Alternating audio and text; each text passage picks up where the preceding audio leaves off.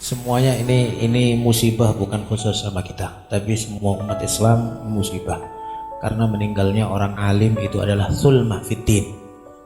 Sebuah sobekan di dalam agama yang tidak bisa tergantikan.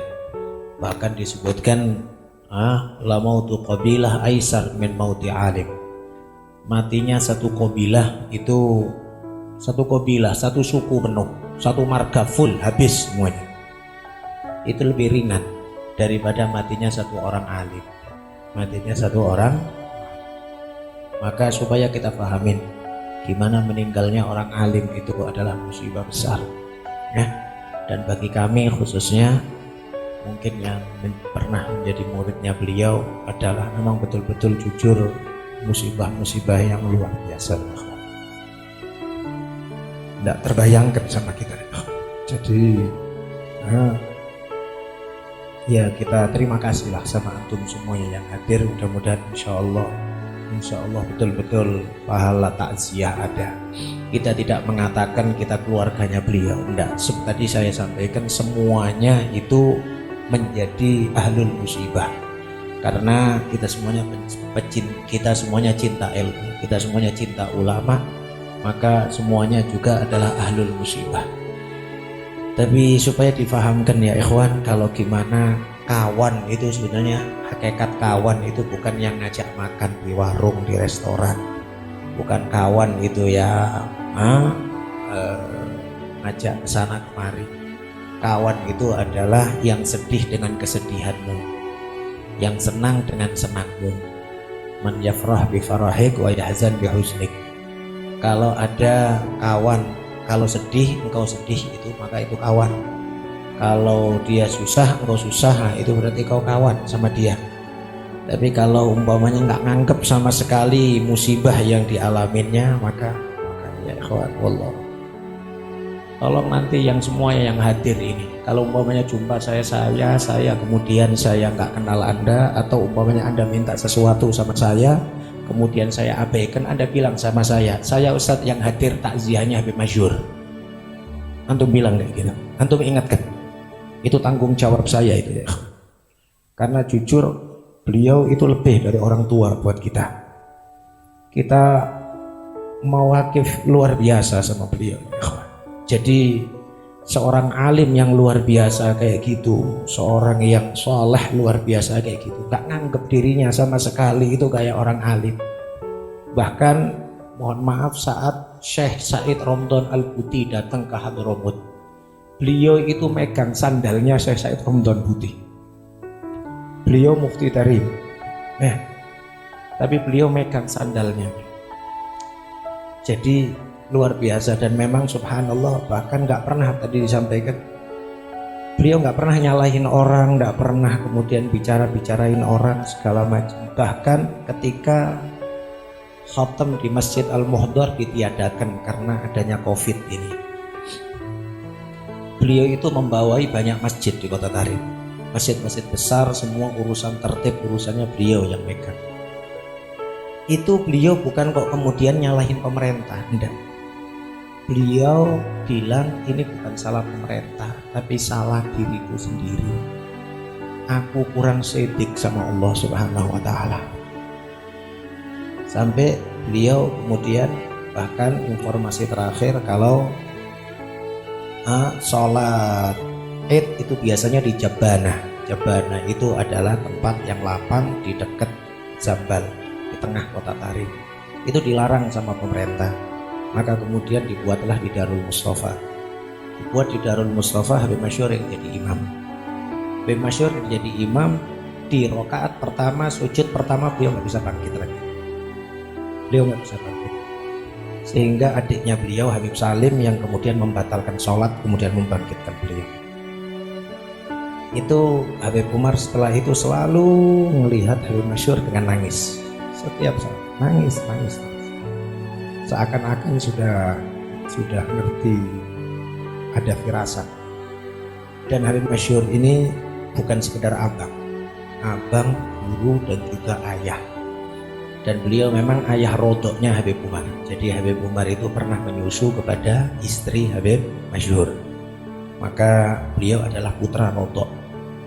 Pernah beliau dalam tahun lalu, sudah lama, tahun lalu, dipuji-puji sama Habib Umar ini, dipuji-puji sama ulama-ulama. Ada yang masyhur di situ. Ya biasa ulama-ulama kemudian mengakui akan kemuliaan ulama lain. Itulah diantara sifat insaf, sifat kemuliaan. Nah, Nabi Musa bilang sama Allah, wa akhi Harun huwa afsahu minni lisanan. Saudaraku Nabi Harun lebih fasih lisannya. Jarang kadang-kadang kita antar ulama kemudian saling memuji satu sama yang lain. Malah kadang-kadang saling menjatuhkan satu sama yang lain. Padahal sifat di antara sifat termulia adalah mau mengakui kehormatan orang. Habib Umar itu dipuji-puji, ada banyak ulama di situ gimana kesuksesan Habib dalam masa yang cukup singkat ini dan macam-macam. Habib Umar kemudian disuruh memberikan jawaban untuk setelah penyampaian banyak ulama. Beliau kemudian berdiri, beliau mengatakan satu kalimat. Beliau mengatakan, aku bilang seperti Umar bin Khattab bilang kepada Ali bin Abi Thalib, laula Ali lahalaka Umar. Andai bukan karena Ali maka Umar gak ada apa-apa. Siapa Ali? Abangnya beliau. Andaikan bukan karena, maka andaikan tidak ada jasa sama sekali kecuali beliau mencetak Habib Umar sudah lebih dari cukup ya. Apalagi dengan berbagai macam jasa, maka sungguh ya ikhwan, masjid-masjid Tarim nangis, madrasah-madrasah Tarim nangis, tempat-tempat Baitul Faqihil Muqaddam menangis, tempat Hadrah Basaudan menangis, semua menangis ya. Tapi rasanya yang kita yakin Zambal yang tertawa, Zambal yang tertawa, karena Zambal menerima jasad beliau. Insya Allah kita semuanya dalam keberkahan beliau insya Allah ya kawan. Tidak terbayang ya sama kita orang gimana dulu sahabat ditinggal wafat Rasulullah Sallallahu Alaihi Wasallam. Tidak terbayang ya kawan. Maka pantaslah ada seorang sahabat yang kemudian mengatakan, ya Allah, aku kemarin melihat Rasulullah ya Allah dengan mataku, sekarang beliau udah meninggal dunia, butakan mataku ya Allah, supaya aku gak melihat lagi orang lain setelah Rasulullah. Itu sahabat ya ikhwan. Tidak terbayang sama antum sosok semisal Umar bin Khattab, seorang jenderal besar, teriak-teriak di masjid saat wafatnya Rasulullah. Semisal itulah ya ikhwan orang cinta. Semisal itulah ya ikhwan orang yang memahami akan jasa seseorang. Akan jasa. Maka umurnya beliau 83 tahun. Umur beliau 83 tahun persisnya.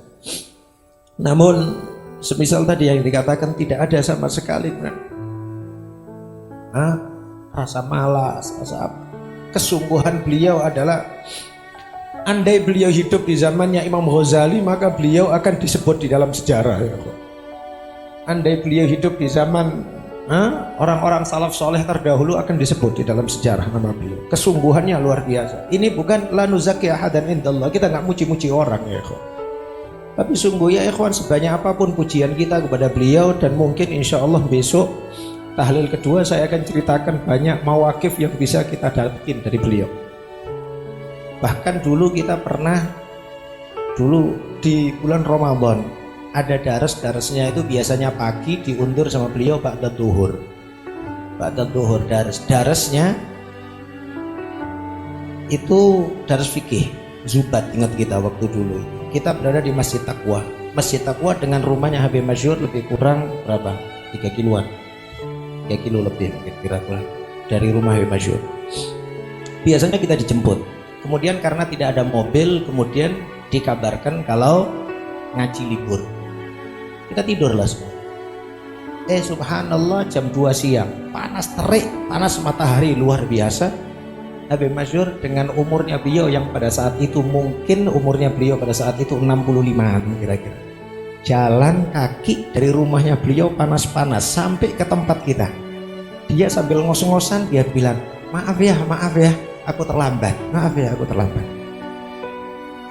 Kesungguhan beliau di dalam ngajar luar biasa. Maka ya ikhwan, banyak mawakif yang nggak bisa kita ceritakan dengan penuh, tapi sebetulnya semuanya pembicaraan tentang beliau adalah zat syujun. Cerita banyak kenangan, banyak kenangan yang luar biasa. Insya Allah mudah-mudahan kita semuanya dalam keberkahan beliau, keberkahan orang-orang soleh, insya Allah yang sedikit dari mahabbah ini mudah-mudahan diterima oleh beliau, insya Allah.